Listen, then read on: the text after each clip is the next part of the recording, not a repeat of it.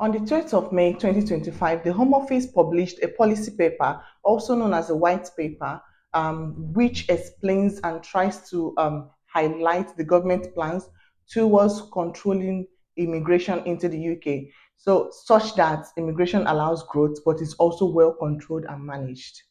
In other words, brace yourselves because everything you know about UK immigration is about to change.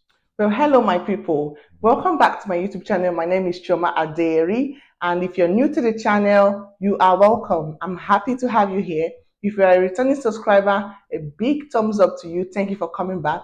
Please like this video already, comment and share this video to anybody you think will benefit from the information I'm about to share, and also subscribe to my channel if you haven't already. So without much ado, let's dive right into this video. In this video, I'm going to be summarizing the 82 pages policy paper on immigration released on the 12th of May 2025. And before I continue, it is important to actually mention that this policy is just in plan. It is something that is being reviewed at the moment.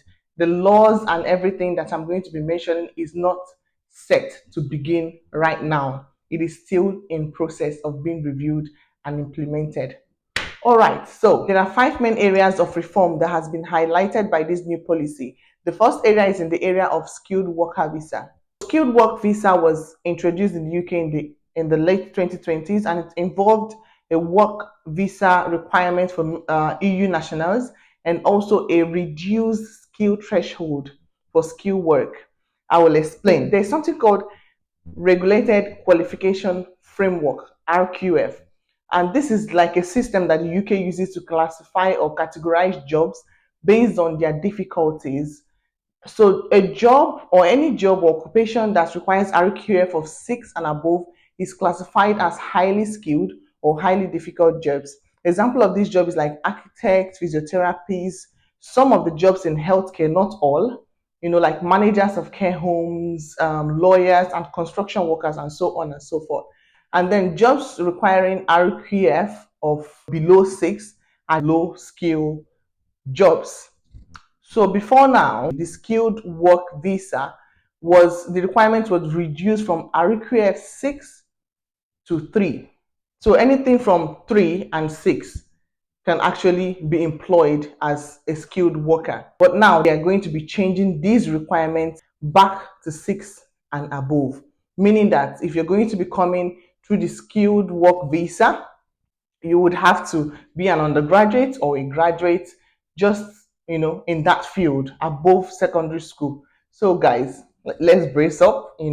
That's what it means, bracing up and getting like more qualifications. That's basically what it means. And this new policy have highlighted that since they dropped the requirement, the RQF to 3, since that 2020, the rate of employment of low skilled workers have shot up.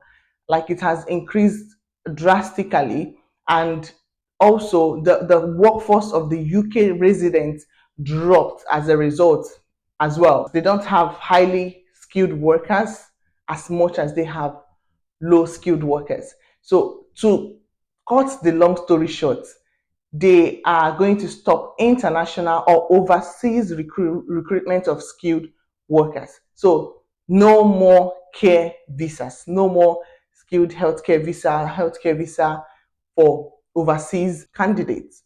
However, those who are already in this route, those who already came into the country with skilled work visa are still eligible to stay, and they can still change employers, extend their COS, extend their visas, and so on and so forth. So in as much as they said no more overseas recruitment of skilled workers, they are saying that there would be a list. They're going to be releasing a list called temporary shortage list. This temporary shortage list will highlight jobs below RQF 6 that are in high demand. This list will now be used by the Home Office to determine if an employer really needs to employ someone from overseas to fill in this position.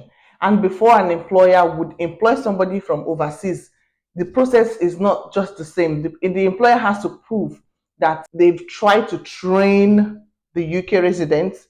They've tried to source people in the UK and they couldn't get. They have to provide proofs of trainings, proof of how they've tried to make use of the UK residents to build the workforce of the UK residents. And when all of this has failed, and the job that they are looking to fill is in the temporary shortage list, then they will be given the permission to employ. Again, if at all there's anything that is going to make an employer employ somebody from overseas for this job, after all of the scrutinies and everything, it's going to be with stricter rules regarding their dependents. Also, the immigration health surcharge or the immigration, service charge will now be increased by 32%. Most of us who are here on certificates of sponsorship or who came into the country sponsored by our employers, we didn't actually have to pay the ISC because the employers pay all of this.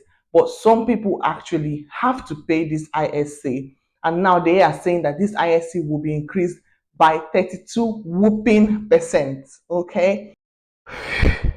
The number two area of reform I'm going to be talking about is the area of student visa. So before now, postgraduate visa is usually 2 years, right? 2 years after you've schooled. This time around, they said they're going to be reducing it to 18 months instead of 2 years. And in addition to this, there would be tight scrutiny of universities, how they got their accreditation, how they are maintaining the accreditation, and how they, the admission process generally. So there will be tight scrutiny around this. And the implication of this is that it's not going to be easy to get admissions into the UK universities anymore. And eventually, if you do get the admissions, just to bear in mind that the postgraduate visa has now been reduced to 18 months instead of 2 years. So the third area of reform is in the area of English language proficiency. So before now, migrants who come into the UK have to prove a certain level of proficiency or in English language before they come in. But these proficiency tests are mostly taxed on the main applicants, not their dependents. But now this new policy is saying that dependents will also be subjected to English language tests. Dependents will have to prove to attain a level of at least A2, meaning basic user. And now the main applicants themselves, the requirement has been increased from B1 to B2. So whatever requirement that we needed to have before, and I think for nurses, it was like 7 or 7.5, if I'm correct. Now it will be increased. The threshold will now be increased maybe to 8 or 8.5. That is what they are trying to say. So for the main applicant, you have to prove that you are an independent user. So B1, from B1 now to B2. I'm already having cough because of this explanation. Anyway, so for those in the UK already, for you to extend your visa, you would also still need to prove that you can speak English, and you need to prove at least a level of basic user, that is A2. I don't know if this means we have to write another English language test or you just have to get, a letter from your employer. It's not clear yet, but there would be a proof that you have a level of A2 before you are able to extend your visa. And then if you're seeking to get your ILR, like your settlement, then you will need to still prove that you have B2, a level of B2 proficiency. So it's not all clear if we have to write the test all over again, but these are the new rules. The number fourth area of reform is the area of settlement in the UK. That is the area of application for ILR, indefinite leave to remain. So this new policy is saying that there will now be a point-based system that will calculate if an individual have earned their right to permanent settlement in the UK. So the policy is saying that settlement in the UK is not a right, but is a privilege. So there will now be a point-based system, which they haven't published yet. So we don't know what the point is or how they are going to be counting it for individuals. But there will be a point-based system, which they will now use to determine if an individual is, have earned their right to be settled in the UK. And because of this point-based system, maybe how long it's going to take to achieve the point-based system, they are now going to be increasing the length of time that it will take to get ILR from 5 years to 10 years. From 5 years to 10 years before you get your ILR. You can get this particular rule in page 69, section 264. However, in section 266, it also said something very interesting there, saying that it is not like everybody would have to wait till the 10 years. It is highlighting that based on the point-based system, some people might still get theirs in 5 years, while some would get theirs in 10 or 6 or 7. So everything is going to be based on the point-based system, which we are yet to be told how it's going to be calculated. This point-based system basically is about your contribution, long-term contribution to the country. So some people are saying that some occupations like doctors, nurses, it will still be 5 years for them. But I don't know if I missed it in reading the list. I didn't actually see that there. But there's sense in that, because obviously if you're working in such environments, that is enough points already. That is enough contribution to the economy and to the country, and should be, classified as high points based, or however they want to classify it. So let's talk about the number 5 area of reform. So this area is in the area of citizenship. So after your settlement, normally, for now, after 5 years, you get your ILR, and after 1 year, that's a total of 6 years, you get your citizenship, right? Based on this new policy, it is this to get your citizenship is as similar as getting your ILR or your settlement. So for citizenship, they would also use the point-based system to calculate and make sure that those who have greater or higher contributions in the country will get theirs sooner rather than later. They have also said that they would refresh or renew the life in the UK test. I don't know if after writing it for your ILR, if you would still need to write again for citizenship. So these policies and rules and everything, they are not very clear at the moment.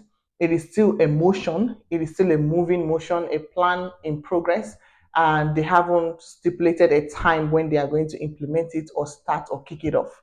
So remember that, but it's also important for us to know what the plans are so that we can brace ourselves, right? And we can, plan ahead of time. So, guys, if you're in the UK, like me, and you do send money back home to Nigeria, you can consider using LemFi. So LemFi is a very easy app to use. It's very clear. They have competitive rates, and it is very trustworthy. You can send money to African countries, Nigeria, Ghana, Kenya, and so many other African countries. And if you use my code is SASSY. If you use my code to register, you get £10 when you send at least £50 and above for the first time. So guys, thank you so much for watching the video. If you found any information from this video helpful, please hit the like button and share this video to people that would find it useful. See you in my next video. Bye.